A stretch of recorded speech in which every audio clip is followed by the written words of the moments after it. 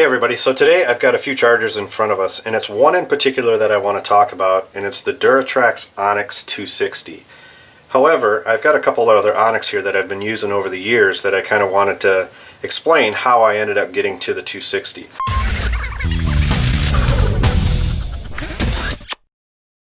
The 235 is one that I started with Duratrax to try it out. It's a single input. It goes up to 4S LiPo. It does 1 to 10 cell NiCad or nickel metal hydride, and it does 50 to 9900 milliamps capacity. So good charger, limited in its scope, a little bit slower because it's only got the one output as far as the charging capabilities. And that's where the 255 kind of came in for me. It does a lot of the things. I'm familiar with the programming from the Onyx 235, but it has dual outputs, so I can charge two batteries at the same time, but it's also a little bit more powerful. It's got a 60 watt output power, and it does 1 to 15 cell nickel metal hydride or NiCads, and most importantly it goes 1 to 6S in the LiPo. It also increases the capacity, so as these battery packs get larger, this one goes up to 60,000 milliamps. And I've really enjoyed using this charger these past couple of years. However, Onyx came out with this 260, and I thought, boy, it's something that I would really like to give it a try.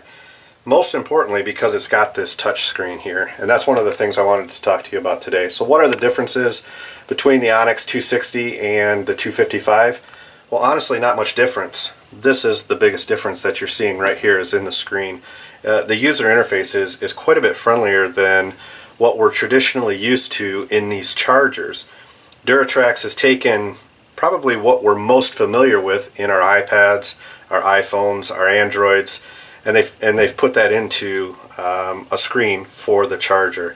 And it's got all the information that you're looking to have. You've got your model memory or your battery memory. You've got actually what batteries are doing, the charge, how they're balancing. They put it in graph form, and then they give you all the data associated with the charge. So let's go ahead and plug in a battery and let's see how it works. So to show you how this Onyx 260 works, what I'm going to do is charge these two batteries for you at the moment. These are currently assigned duty to my Red Cat Racing shredder, and so far I really like them in that particular truck. Included in this Onyx 260 you got two balance boards, so we'll go ahead and plug those in on the sides here. That's for output 2, and then we've got one here for output 1. And these go up to 6S all the way from 2S, 2, 3, 4, 5, and 6, both sides. And then I've got two of the T connectors or Dean's connectors, depending on what you're comfortable talking about, and these are also included in the kit, so we'll plug those in red to red, black to black on each side.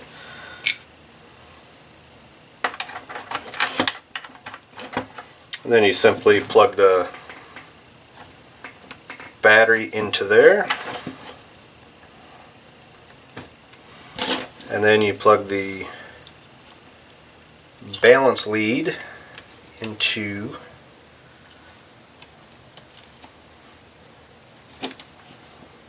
the 2S, and then into the 2S over here. And now we're ready to go. So as you can see, you've got output 1 over here, you've got output 2 over here, and it's separated by these two colors. You've got channel 1 currently highlighted in gray, channel 2 is in yellow, which means it needs to be selected yet, and then it turns to gray. I really do wish the color was a little bit different, because I do find myself believing I'm on the yellow one, because it's a more prevalent color to my eye than the gray. So I really do have to be careful that I am under the right channel for the output for the battery if I'm charging two different types of batteries or milliamps at the same time. In this case I'm in channel 1, which is output 1, and what I'm going to do is I'm going to go to the battery here, and you'll notice that it took me a couple taps to do that. This isn't as sensitive as a smartphone. You do have to give it a deliberate press, which is okay. It's covered with plastic to protect it from the environments that we tend to take these things in. At the track it's dirty a lot of times, but even at home in our workshops, in our garage, or wherever, and this I think does a nice job to protect it. So in this case you can see we're set up for a LiPo. We've got 4.2 volts per cell, set up at 3S.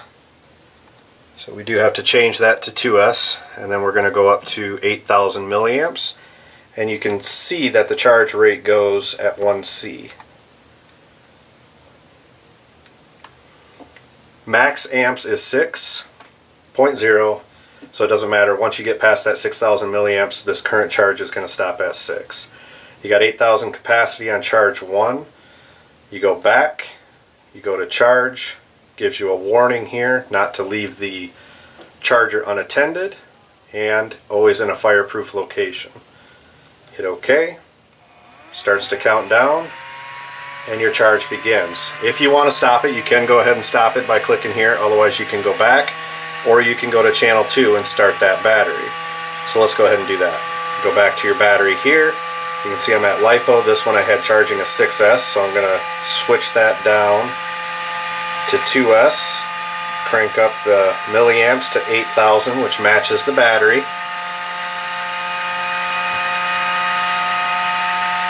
And hit back, charge, it counts down, and it's going to go ahead and charge this battery. And now you can see that the labeling, you can see that each channel is currently charging. So let's go ahead and look at some of the data that we've got going on here.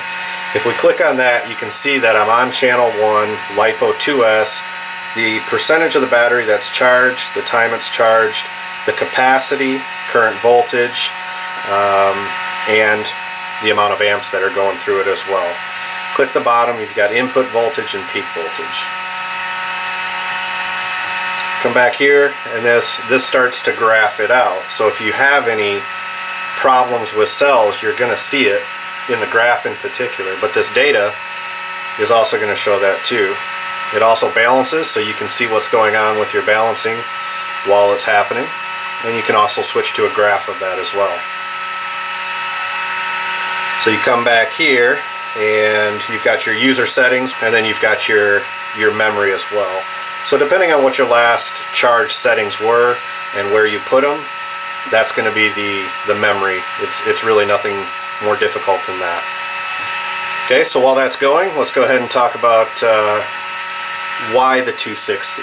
Okay, so if you're getting into RC, or if you've been into RC and you're starting to expand your fleet, having this dual output, I think, is something that's pretty valuable when it comes time to charge multiple batteries at the same time. Obviously, you can't have a single output because you're waiting double the amount of time if you've got a vehicle that takes 2 batteries. So I think that's one of the huge advantages. Now over the 255, that's not an advantage. What's the advantage here? It's that touchscreen. If you don't currently have one of these chargers, I wouldn't upgrade from the 255 to the 260 unless I was really interested in that touchscreen, but I would probably buy that 260 over the 255 simply because it does have that touchscreen. Aside from that, the differences between the 255 and 260 are pretty negligible. Now, if you are going to charge a battery that's a little bit bigger and has some different fittings, this is a good example. This is a Max Amps 22.2 volt 6S battery. So the balance boards will handle the 6S, but the XT90, you don't get that connection with this charger. So you do get the standard style connection. You get the connection that we're showing you here. But if you have anything different, you're probably going to have to buy those leads separately. And this is one in particular. In order to do that, you actually have to buy an adapter as well. What I've done is I picked this up, and it's actually from Turnigy, but it does work because I can get the XT90 plug in there, and it does plug right into this charger. So I can use that adapter for this charger as well. So if you are running big packs, these big 6S packs these days, this will handle dual charge of it, no problem at all. I really do find myself using this charger more and more, even over the 255, but I find myself using both at the same time simply because I have multiple cars running multiple battery packs, and it's just the quickest way to get through to get yourself back in the backyard or back on the track racing. So very simple charger. A lot of options out there when it comes to chargers, but I do like the Onyx line, and this touch screen really does make it simple for you to use. So if you're in the market for a charger, I do recommend that maybe this is something you take a look at. Thanks for watching. We'll see you again next time.